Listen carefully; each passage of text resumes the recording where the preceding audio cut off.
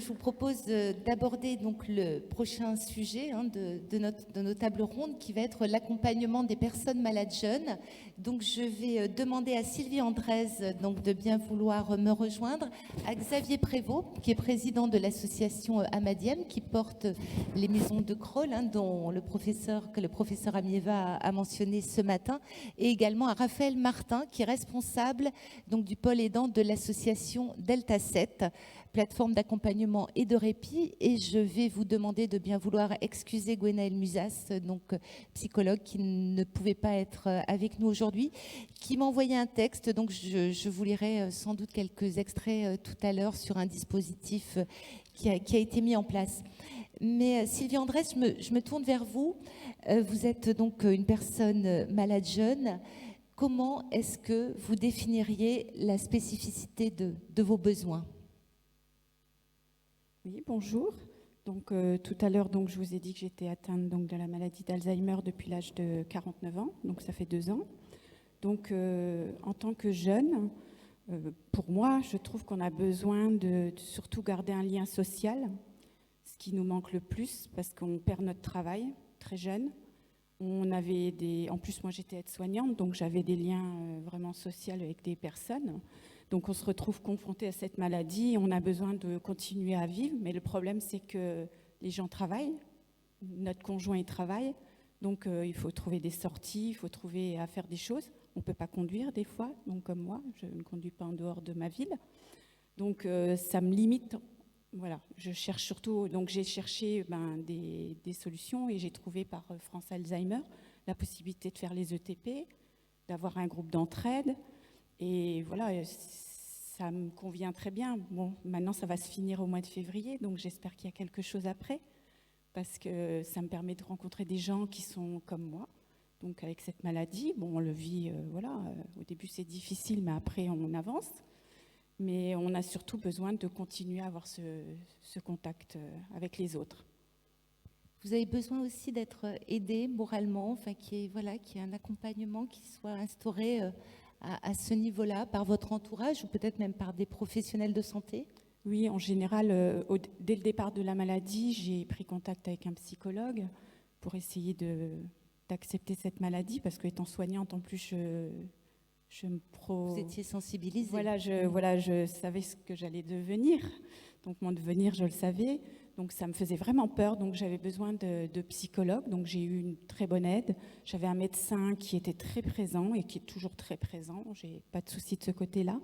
Mais ce que j'aimerais, c'est vrai que ce que j'entends beaucoup autour de nous, c'est que souvent, on ne peut pas voir souvent le neurologue.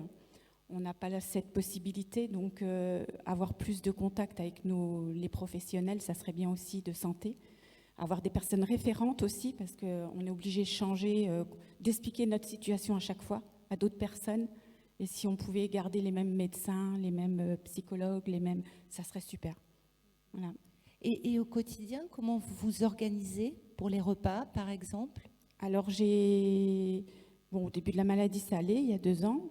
Mais maintenant, je brûle énormément de repas. J'oublie de manger aussi, comme on en parlait tout à l'heure, de boire, voilà. Donc, en fait, je suis aidée. J'ai une infirmière qui passe tous les matins pour me donner mon traitement, parce que mon époux travaille. J'avais mis des alarmes, mais elles avaient beau sonner.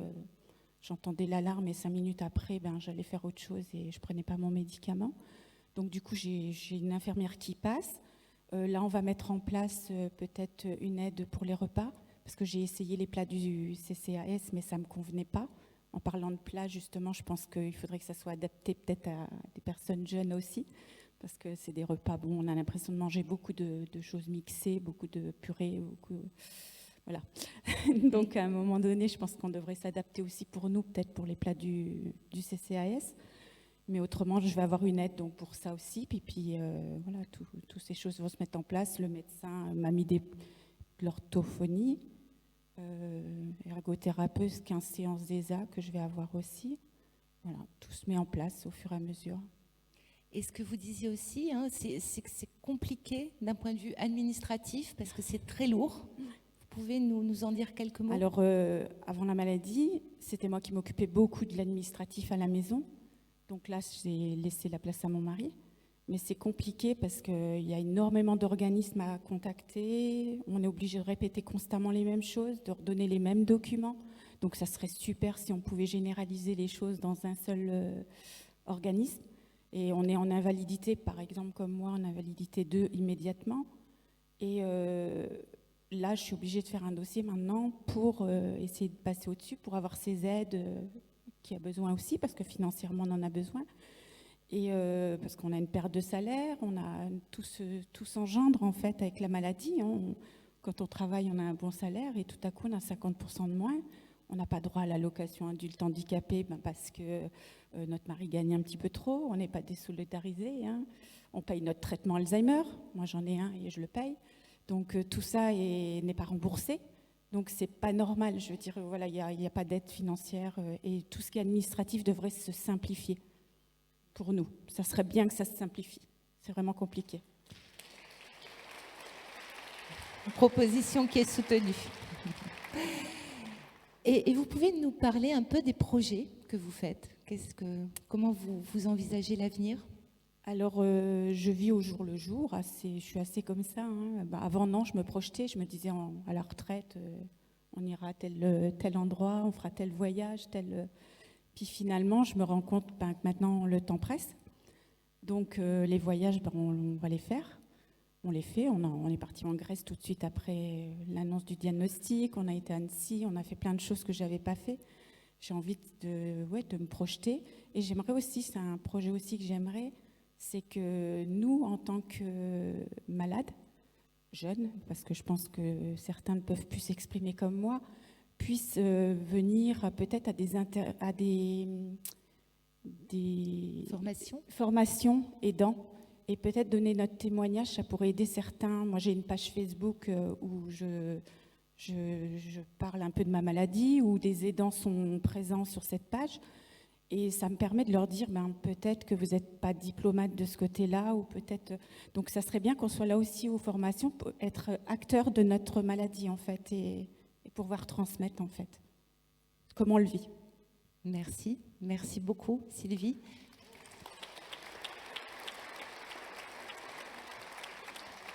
Et peut-être avant d'aborder plus en détail l'accompagnement que vous proposez, Xavier Prévost et Raphaël Martin, moi j'ai juste envie de vous demander à tous les deux comment vous réagissez au témoignage de Sylvie. Vous connaissez aussi très bien la problématique des personnes malades jeunes. J'imagine que vous retrouvez beaucoup de points communs. Xavier, peut-être ? Oui, c'est sûr. Je pense que Madame Andrés, vous avez tout dit. Enfin, le principal. Effectivement, moi, l'expérience qu'on en a des personnes touchées jeunes, c'est des personnes qui ont envie de, comme tout le monde, je dirais, qui ont des rêves, des projets, qui ont envie de vivre, de continuer à se sentir utiles, présents dans la société, avant tout. Et peut-être s'il y a une petite différence, en tout cas, j'en sais rien, mais en tout cas, parce qu'elles sont jeunes, elles ont encore toute la capacité de le faire, y compris la capacité physique d'avoir des projets, de bouger, de prendre pleinement leur place. Donc ça, c'est un point que j'ai retrouvé, qui ne m'étonne pas dans votre témoignage, merci. Et puis vous avez abordé aussi un point qui est intéressant, je trouve, qui est le fait que, évidemment, ça arrive à une situation de vie où, en général, on est soi-même en travail, on a des enfants qui ont besoin de leurs parents encore à cet âge-là, et donc il peut y avoir des problématiques financières, perte de travail, il peut y avoir des problématiques auxquelles on ne pense pas, c'est-à-dire que, comme c'est des personnes jeunes, il peut y avoir un diagnostic qui est long à arriver, parce qu'on ne pense pas forcément à ce diagnostic-là en premier. Et du coup, des personnes peuvent se dire « Oh, j'arrive plus bien à travailler là, je suis peut-être en train de faire un peu un burn-out, je vais me mettre à temps partiel. » Et parce qu'elles ne comprennent pas finalement qu'elles sont malades, mais du coup, après, les aides qu'elles pourront avoir sont calculées sur leur dernier temps de travail. Enfin bref, ça peut générer des situations qui sont spécifiques pour les personnes jeunes comme ça, quoi. Et, enfin voilà. Et puis, je pense qu'il y a une autre... En fait, il y a un autre aspect aussi, je pense, c'est que la maladie, potentiellement, elle peut aller plus loin aussi. Parce que parce qu'elle dure plus longtemps, tout simplement parce que la personne est plus jeune. Et ça aussi, je pense que c'est quelque chose qui est à prendre en compte. Voilà, mais... Raphaël, peut-être aussi Oui, une réaction. Oui, alors déjà, merci beaucoup pour votre témoignage, que je ne peux qu'abonder. Effectivement, la difficulté d'avoir accès aux aides, déjà de savoir quelles sont les aides et après à y avoir accès financièrement, c'est un vrai parcours du combattant. Donc vous avez complètement raison, il faudrait pouvoir le simplifier, surtout quand il y a un diagnostic de posé. C'est pas comme si on se cassait une jambe et qu'on pouvait récupérer. Voilà, il y a des diagnostics qui font qu'on sait que la maladie va évoluer et donc pouvoir avoir accès tout de suite aux aides auxquelles on pourrait avoir besoin. Ça simplifierait beaucoup le parcours des personnes malades et de leurs proches. Et puis je vous rejoins aussi, vous avez des choses à dire, vous avez des choses à partager. Et en tant que professionnel, je ne peux que saluer aussi le fait que vous ayez envie de vous impliquer auprès des aidants. Parce que souvent, je constate qu'au sein des couples, on n'ose pas aborder des questions qui sont parfois douloureuses. Et donc, on se prive finalement de pouvoir avoir accès à ce que vous pensez. Et donc, je ne peux que saluer cette envie de participer à des groupes de formation. Merci beaucoup. Xavier Prévost, je me tourne vers vous. Donc, vous présidez Amadiem. Vous avez porté les maisons de Crolles pour répondre à un manque d'accompagnement des personnes malades jeunes avec une philosophie et une méthode particulière. Est-ce que vous pouvez nous en parler ? Oui, effectivement. Donc les maisons de Crolles, c'est un projet qui date d'une dizaine d'années. Les maisons de Crolles sont ouvertes depuis 5 ans maintenant et on parle de 2 maisons qui accueillent 2 groupes de 15 personnes, donc 30 personnes touchées jeunes par des maladies d'Alzheimer et maladies apparentées. Et un des projets au-delà de l'accueil spécialement de personnes touchées jeunes, c'est une approche d'accompagnement qu'on a été chercher au Québec qui s'appelle l'approche Carpe Diem et qui est très en lien en fait avec ce qui a été présenté par Dr Amieva. Voilà, je voulais pas écorcher son... Professeur Hélène Amieva, tout voilà, à fait. c'est ça. C'est une approche centrée sur la personne. Donc ce professeur expliquait combien on comprend maintenant l'intérêt petit à petit de ces approches. Donc l'approche Carpe Diem, rien à voir de spécifique par rapport aux personnes jeunes. C'est une approche de la fragilité. Ça s'applique à la maladie d'Alzheimer, mais ça s'applique à d'autres maladies aussi. Et on retrouve un peu, alors pour moi, les éléments principaux tels qu'on les implémente dans les maisons de Crolles, c'est les suivants. Déjà, ça part d'un regard sur la personne. Ça paraît essentiel, ça paraît peut-être anecdotique, mais tout part de là. C'est-à-dire quel est le regard qu'on porte sur la personne malade. Et de ce regard, ça veut dire qu'on n'enferme pas la personne dans sa maladie. Ça veut dire qu'on va chercher à comprendre ce qui se passe avec la personne. Comprendre ce qui se passe. On ne va pas parler, par exemple, d'une personne qui déambule parce que la personne, elle marche. Donc il y a aussi une notion de vocabulaire qui va porter des représentations liées à la maladie je pense qui seraient à changer. Mais voilà, si une personne, par exemple, marche trop, pourquoi elle marche trop ? Ce n'est pas forcément la maladie qui fait qu'elle marche trop.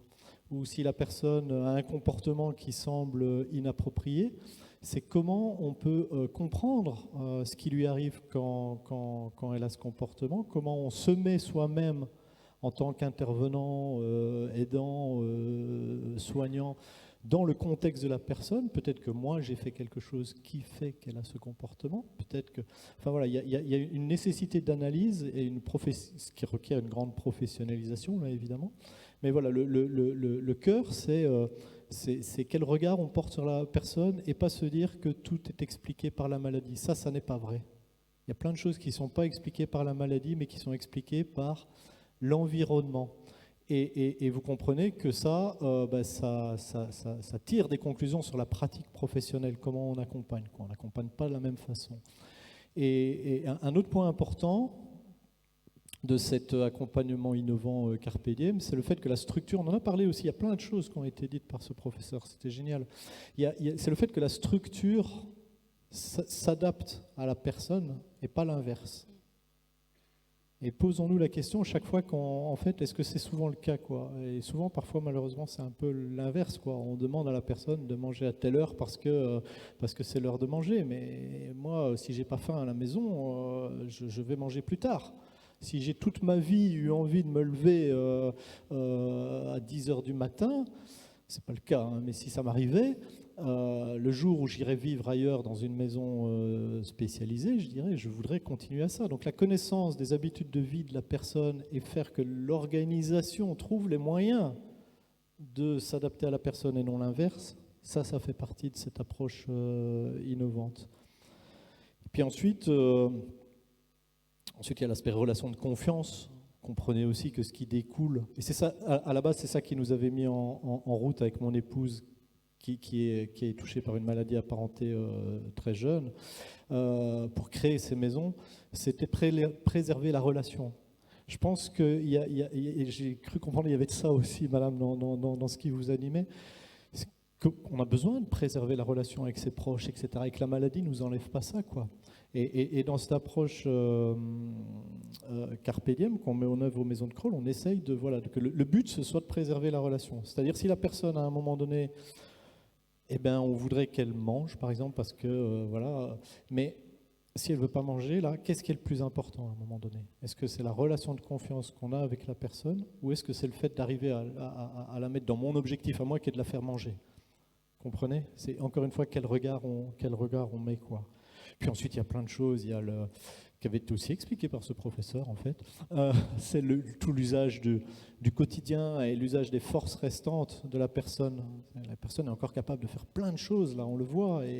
Et comment on capitalise sur ces forces plutôt que voir ce qu'on ne sait plus faire, voir ce qu'on sait faire encore et utiliser ça, dans les maisons de Crolles, il y a une vraie cuisine et c'est pas des ateliers de cuisinothérapie, là c'est les gens qui aident à faire la cuisine, qui coupent eux-mêmes les légumes, aider évidemment parce que quand ils ont besoin d'aide, il y a une cheminée, il y a des escaliers, il y a des choses où les portes sont ouvertes et fermées, on nous disait ce serait pas possible, mais en fait par cette approche, c'est possible, et vous voyez le cercle vertueux, c'est-à-dire comme les gens ne se retrouvent pas face à des portes fermées, il y a moins de frustration, comme ils préparent le repas, il y a des odeurs de nourriture, et du coup ça peut aider à combattre la dénutrition en partie, etc. Enfin, on rentre dans un cercle vertueux. Et quel est aujourd'hui le bilan des maisons de Crolles, et est-ce qu'on peut envisager un essaimage qui est des maisons de Crolles dans d'autres parties du territoire ? Alors, oui, c'est vrai que les maisons de Crolles sont ouvertes depuis 5 ans. Donc ça permet là déjà de tirer des premiers bilans. C'est un projet qui a eu un statut expérimental, qui l'a encore d'ailleurs pour 1 an ou 2, et donc qui rentre vraiment dans une démarche qui est très observée et qui est très suivie. Il y a des évaluations qui ont été faites, notamment par des cabinets, des entreprises extérieures d'évaluation pilotées par l'ARS. Et donc il y a des premiers rendus là sur un bilan, je dirais, objectivé des maisons de Crolles. Bon, le bilan est très positif, tant pour la qualité de vie des personnes que pour les familles. Enfin voilà, je ne vais pas dresser le bilan, mais le bilan est positif. En parallèle de ça, il y a une évaluation médicale qui est vraiment sur l'évolution de l'état médical des personnes habitantes, qui est conduit, qui a pris un peu de retard avec le Covid, donc on n'a pas encore les conclusions. Mais ce que l'on voit déjà, c'est il n'y a pas d'hospitalisation de crise depuis 5 ans, ou il y en a peut-être eu une, je pense, mais c'est exceptionnellement rare. Une consommation médicamenteuse qui est très réduite. Donc on a déjà des signes, là, des indicateurs qu'il y a un effet positif sur l'aspect médical. Alors ça c'est un bilan. Après vous parlez d'essaimage. Il y a pas mal de projets qui nous contactent, qui disent on aimerait faire comme vous, etc. Et lors de la première évaluation avec l'ARS a défini c'était leur objectif de définir les conditions d'essaimage, savoir qu'est-ce qu'il faut remplir comme conditions pour qu'on puisse essaimer, ce genre de choses. Aujourd'hui, il n'y a pas de projet. Il y a plusieurs projets en France qui s'inspirent un petit peu de ce qui est fait, qui s'inspirent de cette approche. qu'on essaye avec nos faibles moyens, parce qu'on est bénévole, d'aider, d'accompagner, etc. Mais clairement, on n'a pas les moyens à la hauteur des ambitions qu'on pourrait avoir sur cet accompagnement et cet essaimage. Voilà, donc, mais il y a quand même plusieurs projets qui s'inspirent de ça, et notamment de l'approche Carpe Diem. Parce que les maisons de crawl, encore une fois, j'insiste, au-delà d'être quelque chose pour les personnes malades jeunes, elles font la preuve qu'en France, du Carpe Diem et ces approches-là sont possibles. Quand on a démarré ça il y a 10 ans, on nous a dit « vous n'arriverez pas à faire ça en France, c'est impossible ». On nous a dit « les maisons ouvertes, où la porte est ouverte, vous n'arriverez pas ». Personne où vous aurez des cuisines ouvertes, vous n'y arriverez pas. Moi, je n'étais pas du milieu. À chaque fois, je posais la question du naïf, pourquoi ? Pourquoi on ne pourrait pas y arriver ? Est-ce que c'est parce qu'il y a un obstacle légal ou est-ce que c'est parce qu'il y a un poids des pratiques qui fait qu'on fait autrement ? Aujourd'hui, on ne peut plus nous opposer ça. Les maisons de crawl sont là, elles tournent depuis 5 ans dans un cadre complètement, je dirais, standard. C'est un modèle foyer d'accueil médicalisé et maison d'accueil spécialisée. Donc c'est avec des budgets standards de l'aide sociale et médico-sociale française. Et ça tourne. Donc le premier bilan, c'est celui-là, quoi. C'est que ça, faire du Carpe Diem en France, c'est possible. Et ça marche. Donc à déployer maintenant. On vous le souhaite et on vous applaudit. Merci et bravo, vraiment. Raphaël Martin, je me tourne vers vous. Donc, vous menez des actions d'accompagnement. Donc, est-ce que déjà vous pouvez nous présenter en quelques mots la plateforme de l'association Delta 7 ? Il y en a plusieurs. Oui, effectivement, Delta 7 a 5 plateformes d'accompagnement et de répit pour les aidants, mais qui ne sont pas des dispositifs propres à l'association.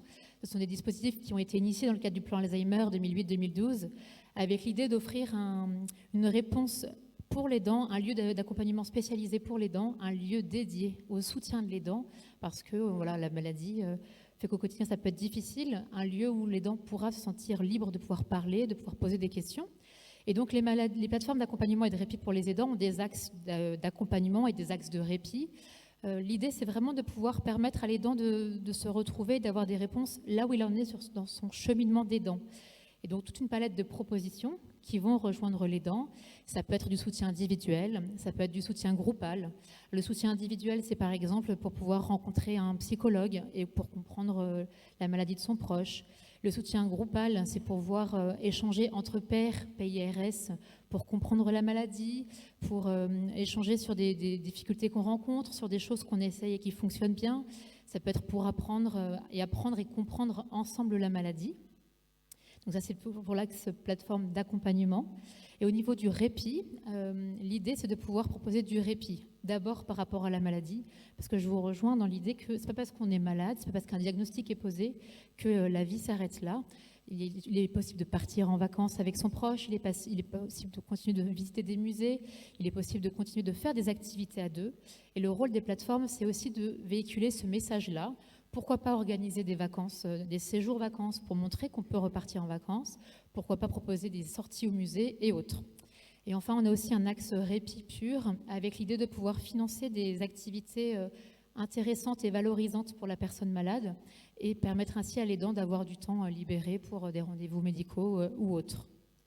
Voilà. Très bien, merci beaucoup. Alors, vous avez mis en place un groupe de parole, 18-35 ans, pour les enfants, voire les petits-enfants de personnes malades jeunes. Est-ce que vous pouvez nous en parler? Quel est un petit peu votre retour d'expérience? Oui, effectivement. Alors en 2015, il s'est avéré qu'au niveau de la plateforme de Paris, nous avions, parce que donc Delta 7 a 5 plateformes d'accompagnement et de répit pour les aidants, dont 2 à Paris.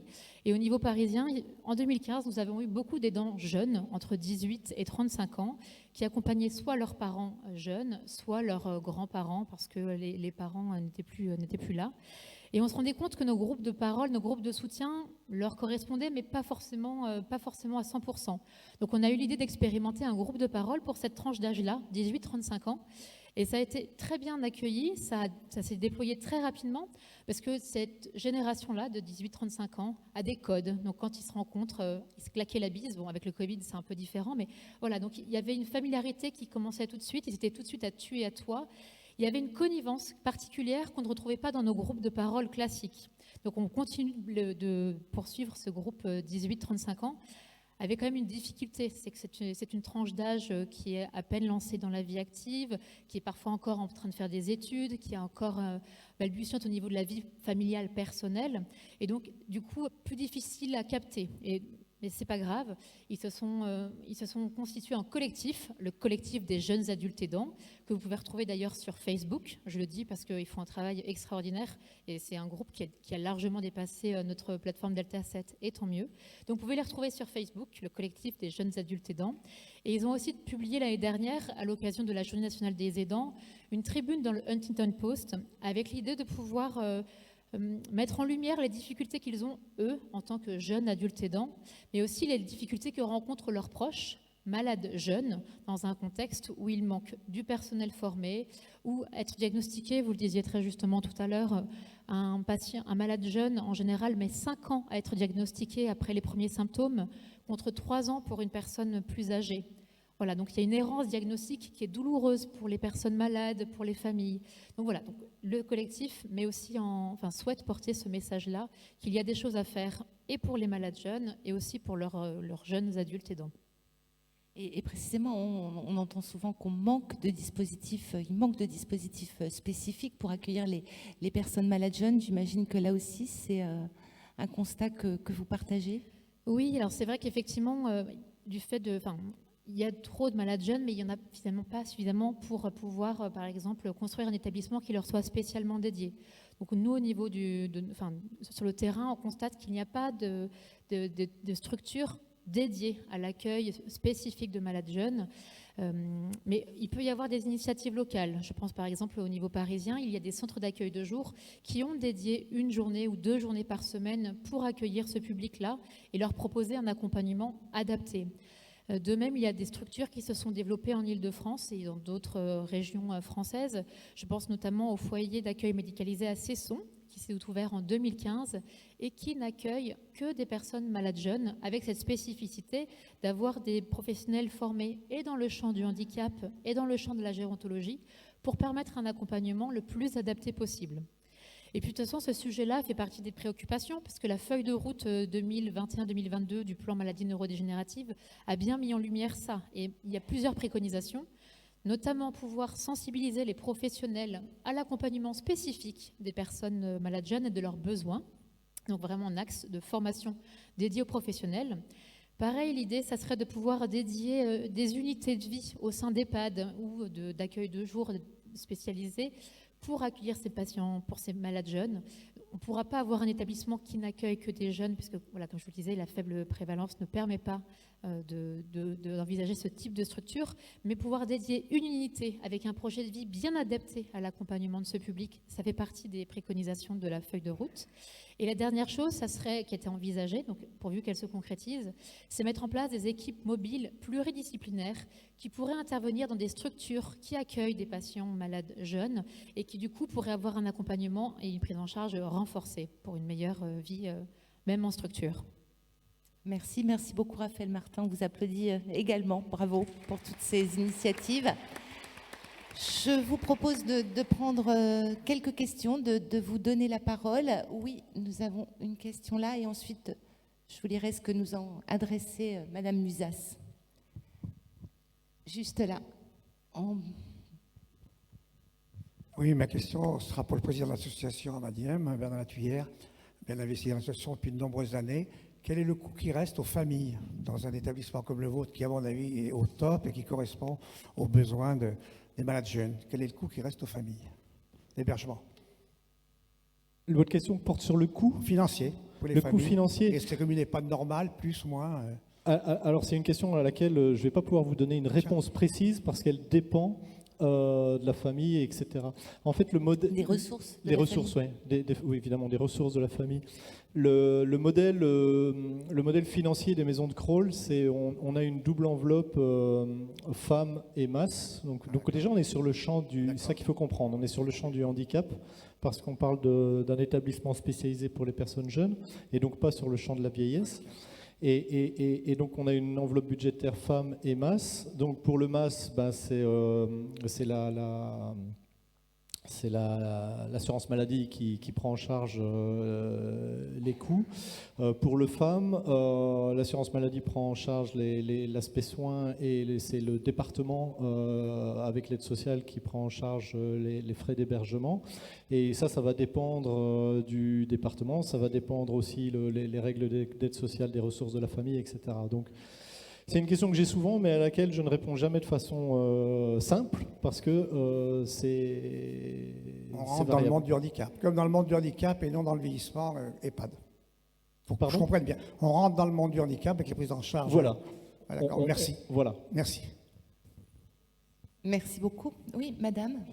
Bonjour, Marie-Laure Martin, je représente les accueils de jour parisiens et je suis aussi directrice d'accueil de jour de l'association Isatis. Et pour compléter ce que disait Raphaël Martin, il existe aussi des hébergements temporaires pour des malades jeunes. Il en existe un à Paris géré par l'association Isatis, voilà, qui vient compléter ce que Raphaël donnait comme palette de réponses existantes.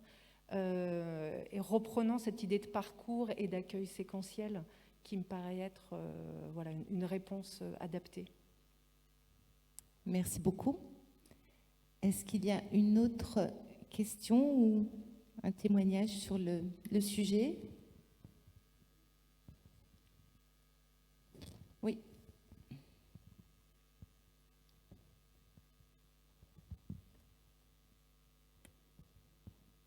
Éric Fény, France Alzheimer Yvelines. C'est plutôt un témoignage que je veux apporter. J'ai accompagné ma compagne qui était malade jeune à partir du diagnostic posé à 48 ans. Et il y a 13 ans de ça.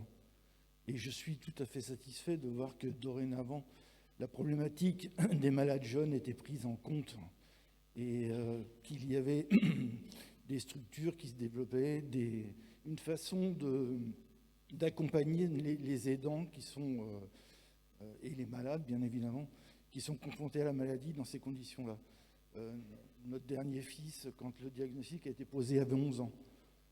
Donc, et moi, j'étais toujours en activité, évidemment. Donc, il y a 13 ans en arrière, je ne vous fais pas part des difficultés que j'ai rencontrées pour pouvoir prendre en compte le dossier de ma femme. Et quand il a fallu la placer, après 4 ans après le diagnostic, de trouver un établissement qui veuille bien l'accueillir et un établissement dans lequel je voulais bien la laisser. Et c'est une difficulté, enfin c'est des difficultés qui sont horribles. Voilà, c'était juste ce témoignage. Et je suis content que dorénavant, on prenne plus en compte la problématique des malades jeunes. Et dans les Yvelines, on y est très sensible. Merci pour votre témoignage. Je ne sais pas si l'un de vous souhaite réagir. Sylvie, vous avez le sentiment quand même qu'on en parle de plus en plus? Qu'on évolue un peu. On évolue un moi, peu. ce qui me fait peur, oui, parce que je me projette aussi plus tard, je serai sûrement placée, comme tout le monde, hein, ou peut-être à domicile, j'en sais rien. Mais c'est ce qui me fait peur, c'est de me retrouver en maison de retraite à peut-être 60 ans, et ça ne sera pas ma place. Donc j'espère que ce genre de maisons seront en place à ce moment-là, parce que je l'ai vu en étant soignante, voir des personnes jeunes arriver en maison de retraite. Elles n'étaient pas à leur place, je veux dire, on n'avait pas le temps de s'occuper d'elles et on manquait de temps. Donc finalement, leur maladie régressait très vite. Donc je pense que c'est important qu'on puisse avoir ce genre de maison très rapidement. Merci beaucoup. Oui, on a Oui. une question. Oui. Ah, Michel, oui, et ensuite au deuxième rang. s'il vous Oui, plaît. Michel Abline, président de France Alzheimer 49. C'est une question, je suis là, Monsieur Prévost, c'est une question que je voulais vous poser, Monsieur Prévost. Naturellement, bon, malade jeune, la maladie évolue. Et je voulais savoir si dans votre projet associatif, bon, moi je suis quand même très interrogatif par tout ce que vous avez mis en place, est-ce que vous prenez en charge ou en soin la personne jusqu'en fin de vie, ou est-ce que vous le sortez lorsque la maladie évolue du dispositif MADIEM pour confier la personne dans une autre structure d'hébergement? Merci. Alors, c'est une excellente question. Et quand on a lancé le projet, je vous ai dit que c'était un projet expérimental. Il y a différents aspects sur lesquels il était expérimental. Et un des aspects sur lequel on a réussi à convaincre les tutelles, c'est de dire quand on rentre dans les maisons de crawl, on meurt dans les maisons de crawl. On va jusqu'au bout.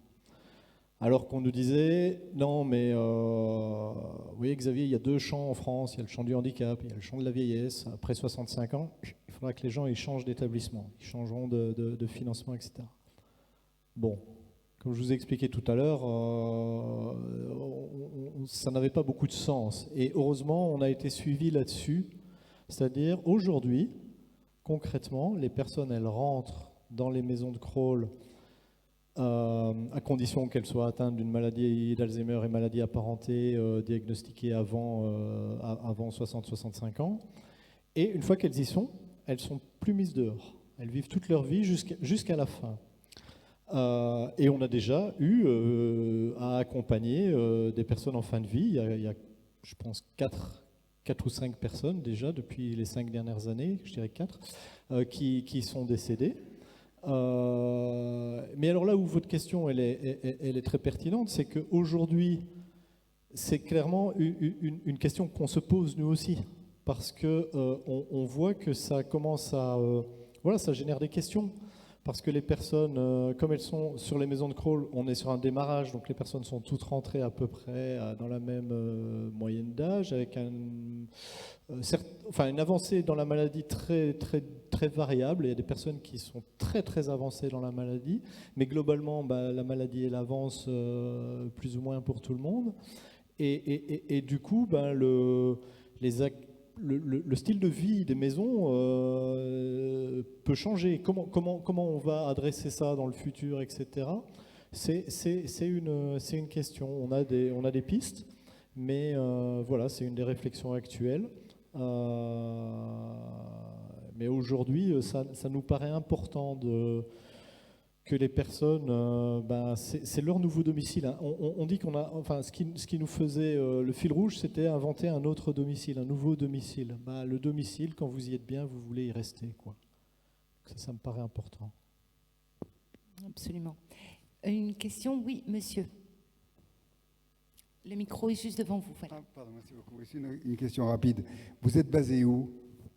Alors, on est basé à Grenoble, oui. À 20 km de Grenoble. Oui. Non, parce que nous sommes France Alzheimer Rhône et on aimerait vous visiter. Vous voudriez nous visiter ? Oui. Oui. Eh bien, vous êtes les bienvenus. Cependant, on a tendance à dire qu'on ne visite pas les maisons de crawl parce que c'est le domicile des personnes. Oui. Donc, je pense que vous n'aimeriez pas que tout d'un coup des gens viennent visiter votre maison. Par contre, ce qu'on va faire, c'est qu'on va vous inviter à venir prendre un café dans les maisons de crawl. Voilà. Et comme ça, vous verrez de l'intérieur ce que... En fait, ma question, c'était pas une visite de la maison. Non, mais j'ai bien compris. C'était de vous rencontrer pour savoir comment vous fonctionnez, peut-être de faire la même chose, pourquoi pas dans le Rhône. Oui, Pourquoi mais pas. j'avais bien compris, vous savez. bien compris. C'était pour passer un petit message aussi que les personnes étaient chez elles et vraiment dans leur domicile. J'ai bien compris. Eh bien, à votre disposition, monsieur, on fera cette rencontre avec plaisir. Parfait. Merci beaucoup. Merci beaucoup. Oui, Oui, on vous écoute. Je suis intervenue ce matin, donc je travaille sur les équipes ESA sur la région girondine, sur Bordeaux. Donc, comme je disais ce matin, on a beaucoup de patients jeunes et en fait, du coup, on a dû s'adapter à cette nouvelle population qui nous est arrivée depuis vraiment 4 ans. Et donc, on travaille pour un peu donner du positif dans tout ça, c'est qu'à domicile, maintenant, on priorise avec les évaluateurs MDPH sur le maintien à domicile avec du 24h24 pour les auxiliaires de vie. Et on a mis en place avec les EHPAD, puisqu'on a, même sur une grosse métropole comme Bordeaux, on n'a pas d'accueil de jour spécialisé dans les patients jeunes. Comme vous disiez, du fait de la prévalence, il n'y a pas assez non plus pour fournir et vraiment dédier des plages. Donc on a dû s'accorder en fait avec directement les EHPAD pour dire, vous, tel jour, ce seront que les patients jeunes, vous, ce sera tel jour, pour répartir sur le territoire. Et en fait, ça a été un maillage... Ça a été de la coordination tous les jours avec la MDPH, avec les EHPAD, les psychologues et aussi tous les coordinateurs des PTA, des parcours santé qui prennent en charge toutes ces personnes jeunes parce qu'il y a les aidants qui travaillent, parce qu'il y a les adolescents, les enfants qui sont à la maison et que ce n'est pas à eux de gérer tout ça. Donc c'était à nous de travailler là-dessus Et on est à l'heure actuelle toujours en recherche effectivement de structures qui accueillent proprement parler les personnes jeunes. On a pas très loin de chez nous effectivement le village Alzheimer, mais on a juste un seul EHPAD qui a dédié une aile, comme vous disiez, aux patients jeunes, mais un seul pour tout Bordeaux métropole, enfin toute la Gironde, c'est trop peu. Mais en tout cas, voilà, je trouve que maintenant, ça fait 9 ans que j'y suis, 9 ans que vraiment le travail auprès des patients jeunes a complètement évolué et on y est beaucoup plus serein au domicile quand on arrive en ESA parce qu'on sait qu'on a quand même des solutions à leur apporter et de suite, ça permet un petit peu de faire redescendre un peu le soufflet qui est très vite monté avec l'annonce du diagnostic. Voilà. Merci beaucoup, Raphaël Martin. Oui, je suis heureuse de savoir que des structures se mobilisent et cassent un peu les codes, entre guillemets, de l'accueil. Comme vous le disiez, il faut que les établissements s'adaptent à la personne. Et je pense, par exemple, le foyer d'accueil médicalisé de Cesson s'était mis d'accord avec l'épouse pour que son mari soit accueilli, enfin avec une épouse qu'on accompagnait, pour que son mari soit accueilli 3 jours par semaine et qu'ensuite ils reviennent passer le week-end à la maison. En principe, c'est 100% ou pas. Enfin, voilà, on réserve on bloque une place, donc non, madame, vous comprenez. Mais non, le foyer d'accueil médicalisé avait compris qu'il était important pour la famille de rester unie, que 3 ou 4 jours d'accueil c'était ce dont la famille avait besoin pour le temps de la scolarité des enfants, etc. Mais que le week-end à la maison était quelque chose d'important. Donc trouver des réponses adaptées à chaque famille me semble important et je suis contente de savoir que ça existe aussi à Bordeaux. Pardon. Oui, madame. Merci. Sylvie Agnès, France Alzheimer Réunion. Moi, je me permets de rebondir un petit peu sur l'accompagnement des personnes jeunes sur notre département, puisque nous n'avons pas de structure adaptée aux personnes jeunes. Et depuis à peu près 2 ans, nous accompagnons de plus en plus de couples de malades jeunes.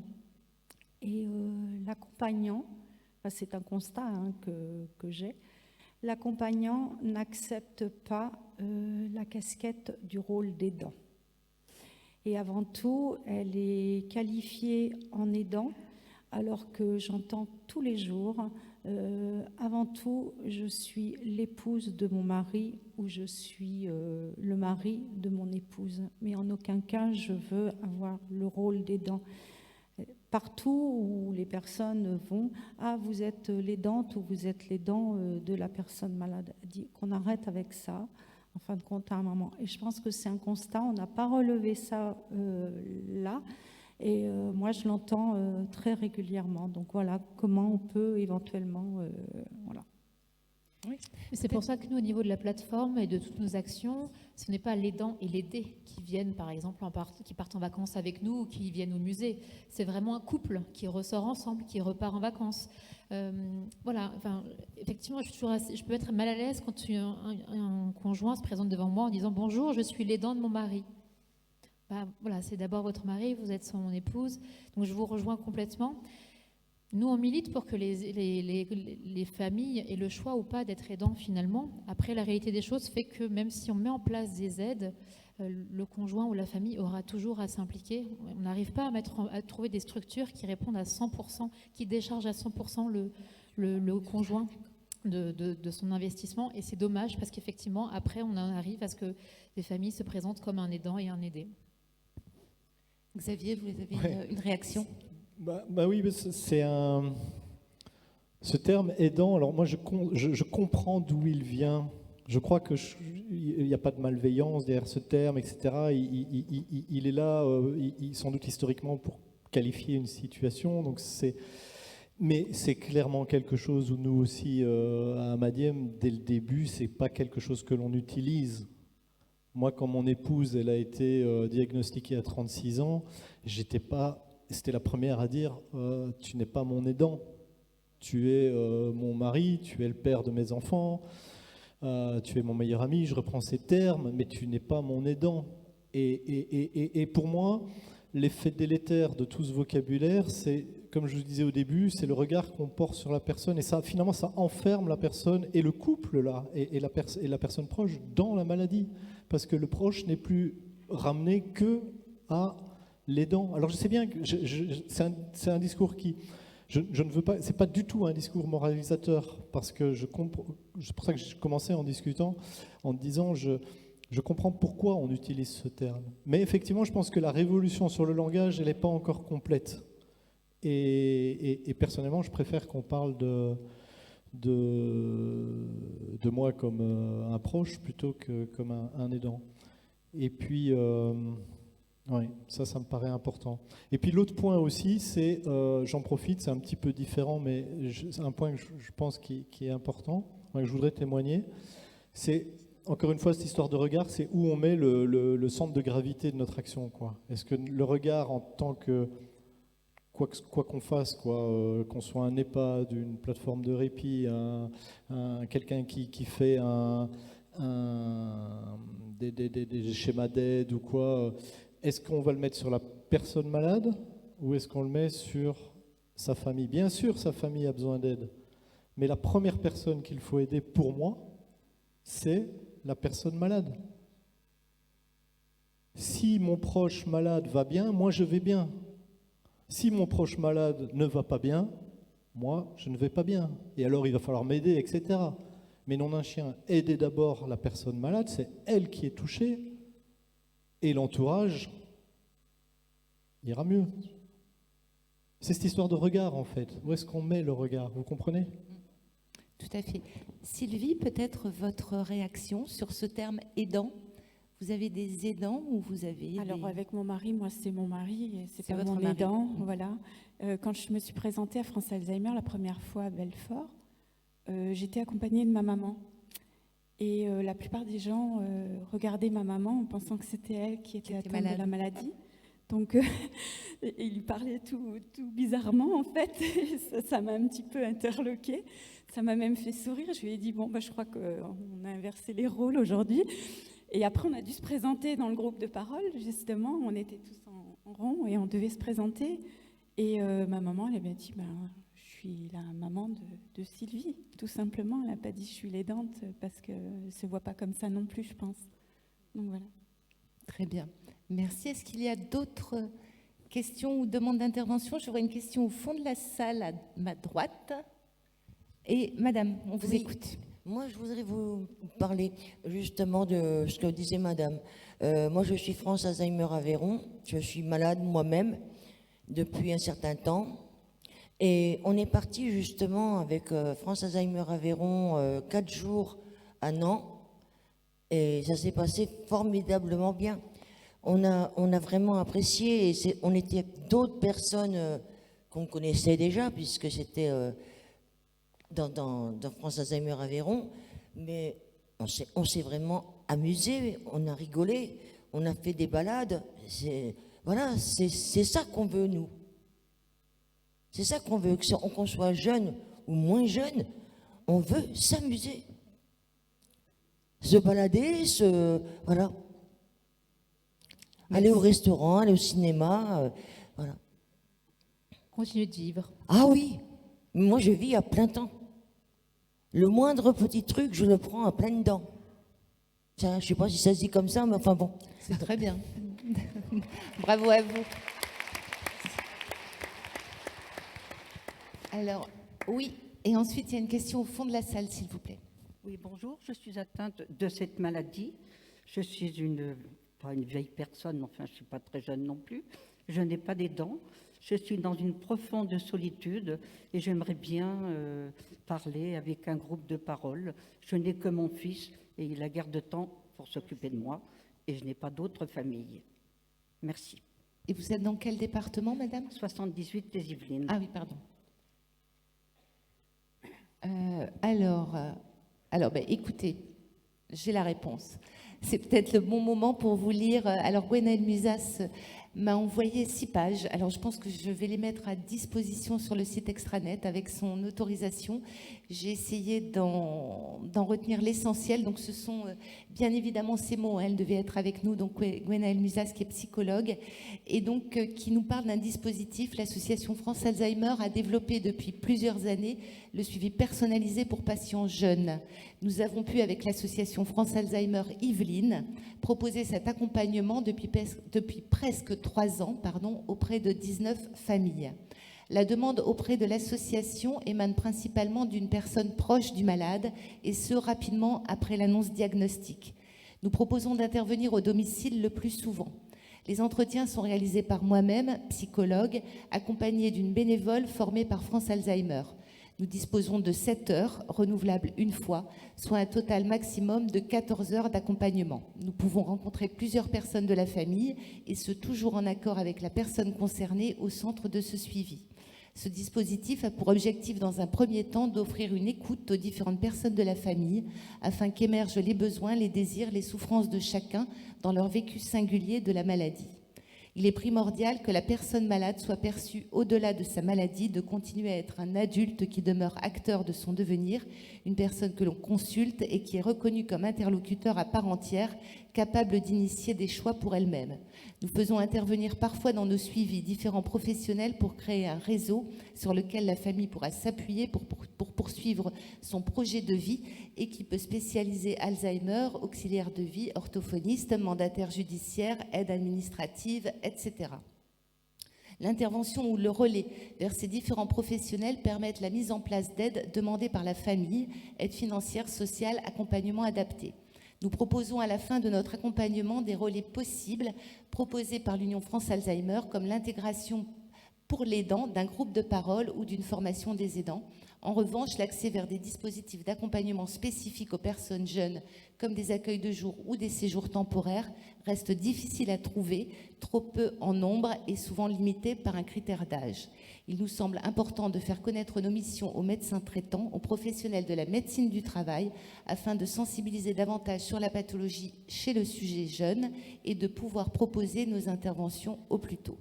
Pour certains sujets jeunes, alors que le diagnostic vient d'être posé, les troubles sont déjà importants et perturbent l'organisation du quotidien, ce qui nous amène à réfléchir sur le retard dans le diagnostic et la mise en place d'un suivi adapté trop tardif. Il serait nécessaire qu'un diagnostic soit réalisé au plus tôt, tout d'abord afin que les possibles troubles du langage n'entravent pas l'expression des souffrances et des besoins de la personne. Qui plus est, les réflexions quant à son futur projet de vie pourraient émerger plus précocement. Donc voilà, c'était Gwenaëlle Musas, et j'espère avoir repris parmi tout ce qu'elle m'a envoyé l'essentiel de son propos, mais c'était une initiative qu'il paraissait intéressant de souligner. Je me tourne vers vous aussi, monsieur. Voilà les progrès sans état qui ont été accomplis par France Alzheimer. Est-ce qu'il y a d'autres... Oui. Oui, bonjour, je connais donc une personne Alzheimer. Et ma question rejoint un petit peu la précédente. C'est-à-dire, on parle beaucoup des aidants, on parle beaucoup des familles, mais que se passe-t-il pour les personnes qui sont totalement isolées, seules? Donc là, c'est absolument terrible, parce qu'au bout d'un moment, il n'y a plus qu'une solution, c'est aller en EHPAD, parce qu'il n'y a pas grand-chose d'autre qui existe, et les EHPAD ne connaissent absolument pas la maladie. Les unités Alzheimer dans les EHPAD, c'est une catastrophe.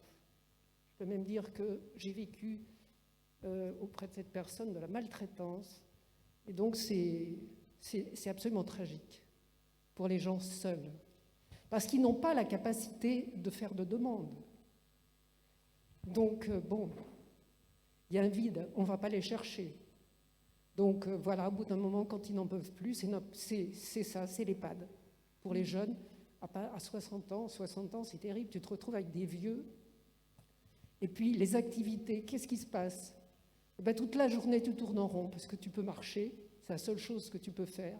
Tu tournes en rond dans ton EHPAD, dans des couloirs sinistres. C'est affreux.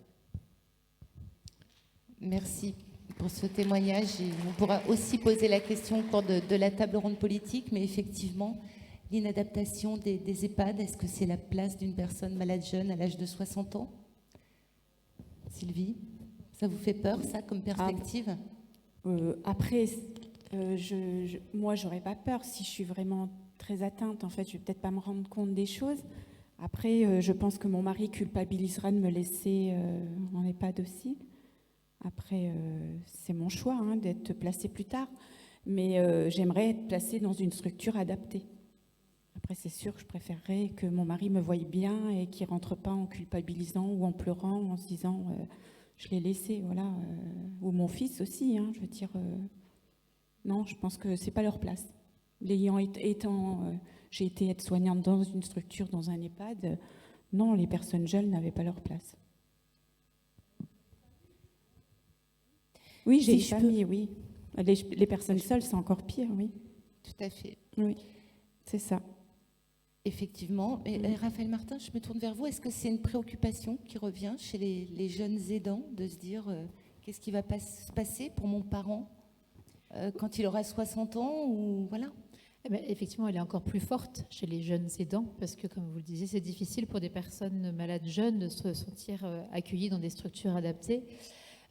Après, du coup, pour répondre un peu aux questions, je pense que se rapprocher de son antenne France Alzheimer et de rentrer dans un parcours pour les personnes isolées, pour les personnes malades isolées, équipes spécialisées Alzheimer qui derrière pourront ensuite orienter vers des structures de proximité qui pourront aider, je pense que c'est aussi une piste à explorer pour les personnes qui sont isolées.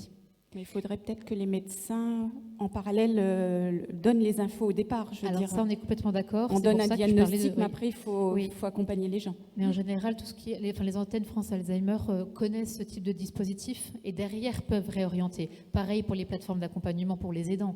Mais en tout cas, du coup, pour les personnes qui sont diagnostiquées, ça peut être une piste de se rapprocher d'associations de familles ou de structures locales pour être bien orienté, parce que l'orientation est aussi un autre vaste sujet. Xavier Prévost, une réaction? Oui, alors je ne reviens pas sur le fait, l'inadaptation des EHPAD. Je pense que bon, ils ont quand même le mérite d'être là, hein, les EHPAD. Je pense que tout le monde reconnaît ça, mais tant pour la personne malade jeune que pour sa famille, que pour même les soignants qui sont dans les EHPAD, tout le monde sent que ce n'est pas la solution idéale. Donc je pense que je ne reviens pas là-dessus. Je reviens sur la question des personnes qui sont isolées. Juste pour témoigner de quelque chose, par quoi on a commencé avant même les maisons. Il y a quelqu'un, une fois, quand on a démarré à Madiem, qui nous a dit une parole qui était vraiment tombée du ciel. Il a dit, mais vous voulez faire une maison, mais il ne s'agit pas de faire une maison au milieu de la vallée, là, et puis une fois qu'elle sera faite, vous claquez des doigts et vous dites à tout le monde, c'est bon, maintenant la maison est là, rentrez dedans. Et on a réfléchi à ça et on s'est dit, en fait, il faut faire ce que nous, on a trouvé, le terme, c'est une communauté. Et je pense que c'est ça en fait. Au début, nous aussi, on a souffert de solitude. On était seuls. Enfin, j'étais pas. Ma femme, on avait une famille, je veux dire, mais on avait quand même une certaine forme de solitude. Et en fait, c'est pas si compliqué que ça de mettre en place un groupe qui se réunit sans autre agenda, sans autre ambition que être ensemble, avec des personnes malades, leurs proches.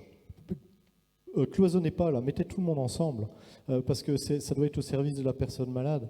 Et on a commencé petit à petit comme ça à bâtir cette communauté où on se rencontrait une fois par mois, encore une fois sans agenda, quoi. Parce que finalement les gens, comme Madame vous disiez, ils ont juste envie d'avoir du fun là ensemble et de discuter, etc.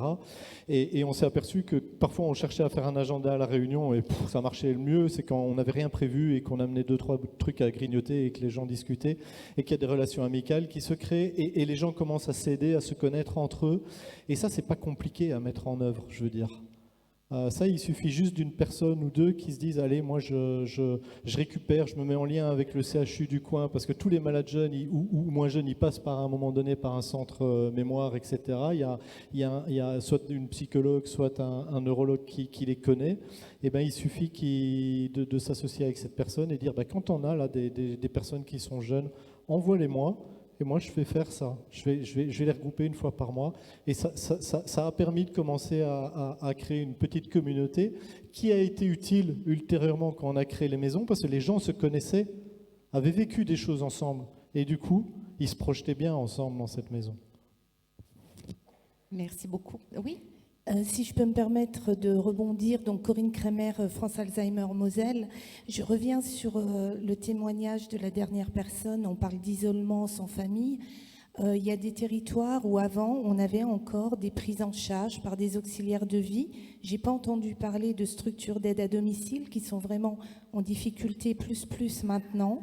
Donc moi, j'ai le témoignage, pas plus tard que samedi dernier, en formation des aidants, une personne qui me disait son papa alité, qui pour le maintien à domicile, elle travaillant encore, étant jeune, pour le maintien, besoin d'intervention d'aide, sauf que la maladie du papa faisant qu'il y a des inhibitions, peut-être des gestes un petit peu mal appropriés, donc les seules structures à intervenir, de moins en moins le font, et puis des auxiliaires de vie de moins en moins dans certains lieux. Alors hier, je travaillais, j'étais dans un groupe de travail dans le Grand Est avec l'ARS où j'ai appris que maintenant il y a des centres de santé participatifs qui se développent. Donc je suis heureuse de l'entendre. On entend les CPTS, on entend les PTA, les plateformes de répit, tout ça, je suis ravie de les entendre. Sauf qu'à un moment donné, nous, on reçoit des familles avec des aidants épuisés. Sur le papier, on leur dit, voilà, il existe ça, ça, ça, les ESA, les équipes de spécialisées Alzheimer, qui sont formidables. Moi, toutes les familles me disent, mince, ça s'arrête au bout de 15 séances. Et en fait, après, l'aidant est seul. On parle du sommeil, on parle de la nutrition, on parle de la toilette, on parle de tout, sauf qu'à domicile, l'aidant est seul. Et il y a de moins en moins d'aide. Alors pour le maintien à domicile, c'est bien de développer plein de choses sur le papier, mais dans la vraie vie, c'est un petit peu différent. Voilà, je voulais juste témoigner de ça. Merci beaucoup.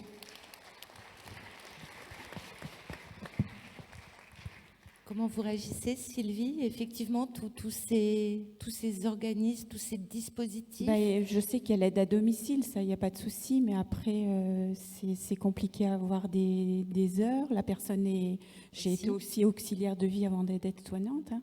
Donc je sais ce que c'est. On est overbooké, on nous appelle, on a 1 heure, on pointe quand on arrive, on pointe quand on part, donc on n'a pas trop de temps.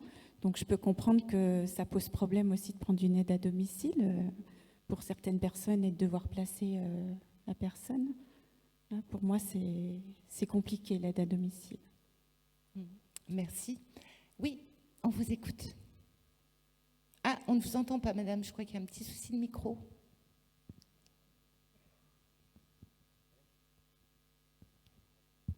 Voilà. Oui, bonjour. Donc, je suis Alix de Chaumont de France Alzheimer Hauts-de-Seine.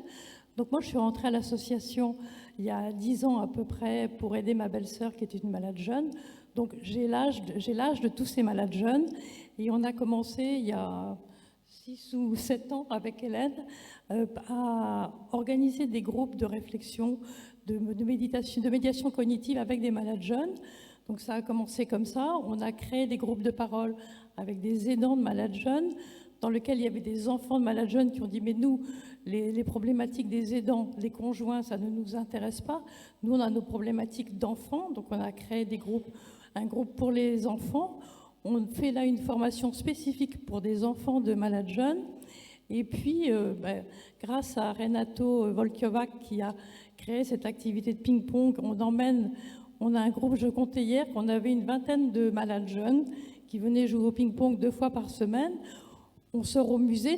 En fait, moi, ce que j'ai voulu privilégier avec les autres bénévoles de notre antenne, c'est de faire des choses tous ensemble, toujours les mêmes. Donc, on est vraiment devenu un vrai groupe d'amis.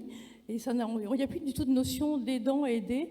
On est des amis. Vendredi dernier, on est allé prendre un repas russe parce que Gérald, un des malades, avait souhaité nous inviter. Voilà, donc on est vraiment devenus, maintenant, je crois, on doit être une 30aine.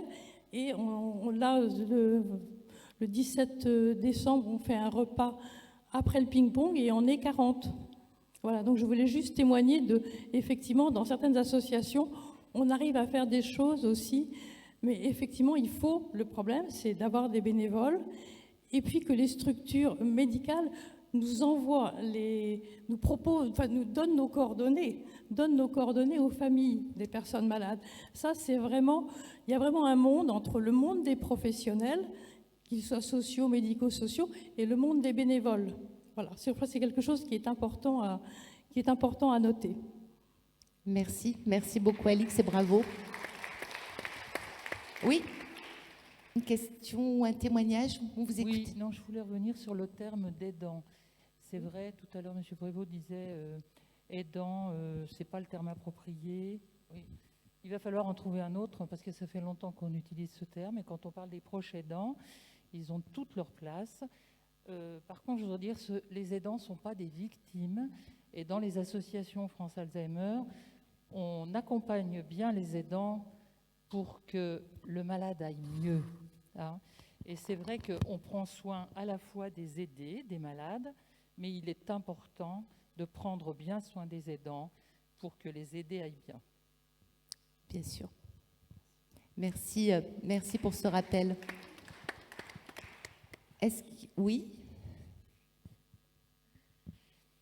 Oui, bonjour. C'est juste un petit témoignage aussi par rapport au statut d'aidant, par rapport aux EHPAD aussi. Donc c'est un témoignage personnel parce que on est 3 enfants, moi je suis la plus jeune, et on a été confrontés au placement de mes parents, les 2 en même temps. À quoi 1 mois de délai, à un moment donné, on avait un accueil temporaire. Et on savait qu'il était impossible que mes parents retournent à la maison. On s'est retrouvés pendant 1 semaine vraiment dans l'angoisse de savoir qu'est-ce qu'on va faire avec nos parents. Et je veux dire, avant que... Moi, je ne connaissais pas France Alzheimer. Je pense qu'il y avait un déni de ma part pour dire que mon père était Alzheimer. Ça, c'est encore autre chose. Mais ce que je veux dire, c'est vrai qu'on se trouve bien seul, qu'on a parlé tout à l'heure du médical. On avait beau solliciter le médecin qu'on avait du mal à avoir, à part nous dire qu'un EHPAD c'était cher, voilà, c'était compliqué. Mon père devenait agressif. Ce matin, on a parlé d'anxiolytiques. Je ne suis pas médecin, donc effectivement, il peut y avoir des contre-indications selon certaines personnes. Mais à un moment, il était agressif envers ma mère, ce que je n'ai jamais vu de toute ma vie. Et des situations invraisemblables où mon père se mettait en danger, pouvait mettre en danger l'autre personne. Et là, on n'a pas vraiment le choix, quoi, qu'un EHPAD. Et le terme d'aidant, pour le coup, je trouve qu'il est bien parce que j'étais par ailleurs formatrice en travail social. Je dispensais des cours pour des accompagnants éducatifs et sociaux. Donc j'avais un cours à faire aussi sur les aidants. Donc j'ai pu aussi transmettre de la doc à mon frère sur le statut d'aidant. Et c'est bien qu'il y ait un moment, je suis partagée, hein, parce que le fait de mettre aussi, entre guillemets, cette étiquette-là, ça permet aussi à des aidants d'avoir des droits, etc., de pouvoir disponibilité de temps quand on travaille, etc. Et surtout aussi de pouvoir dire à mon frère qu'il s'épuisait, parce qu'il ne se rendait pas compte de ce qu'il faisait au quotidien auprès de mes parents. Parce que pour lui, c'était normal. Donc, je ne sais plus ce que je veux dire, c'est avec beaucoup d'émotion, parce que les EHPAD, ce n'est pas l'idéal, bien sûr, mais moi, j'ai vu un personnel extraordinaire. Ma mère est encore là, dans un EHPAD, avec les moyens qu'ils ont. Je pense qu'on a beaucoup de créativité, je pense qu'il y a plein de choses à faire, j'entends à droite, à gauche, il y a plein d'idées qui jaillissent, il y a plein de choses à faire. Ce n'est pas ce qui manque. Le manque, je pense, c'est au niveau de la communication, au niveau de la coordination, de l'information, pour pas que les gens soient isolés. Et puis oui, et puis un manque de moyens humains et tout ça dans les EHPAD. Enfin, la générosité des personnes. Ma mère, elle a trouvé une autre famille. Enfin, je veux dire, je veux pas. Il y a des institutions où ça peut être négatif, bien sûr, tout n'est pas parfait. Mais quand on a besoin d'aide, quand on peut plus faire quelque chose soi-même, on n'a pas le choix. Par contre, je reviens à ce que vous disiez, c'est le fait de se sentir utile. Le terme de projet, moi je l'ai toujours soutenu chez mon père, je ne lui ai pas dit mais tu délires ou tu dis n'importe quoi. Je trouve que ça l'a permis de rester en vie. Et le terme de projet de vie, donc avec la loi 2002 et tout, je trouve que ça a l'importance parce que ça permet de se projeter toujours. Et ça permet aussi de rester en vie. Voilà, donc enfin, je pourrais en parler longtemps, mais voilà, la notion de projet et surtout de rester utile. Je rejoins ce que disait M. Prévost pour terminer, c'est que d'un coup, quand on rentre en EHPAD, ça c'est le côté négatif, c'est que ma mère et mon père ils se sont retrouvés sans argent, on enlève le chéquier, la pièce d'identité, tout ça on se retrouve sans rien, on ne peut plus être acteur comme acheter quelque chose à côté. Bon, je ne parle pas de la situation Covid où là les parents ils ont été enfermés, vraiment enfermés, on ne pouvait pas les voir, tout le monde connaît la situation.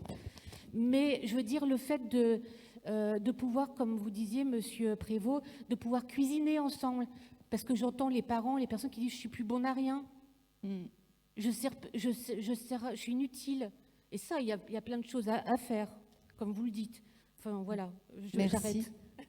Merci beaucoup, madame, on vous applaudit également. Alors, nous sommes déjà, là encore, au terme de notre table ronde, donc on vous remercie, on vous applaudit une nouvelle fois. Madame, merci.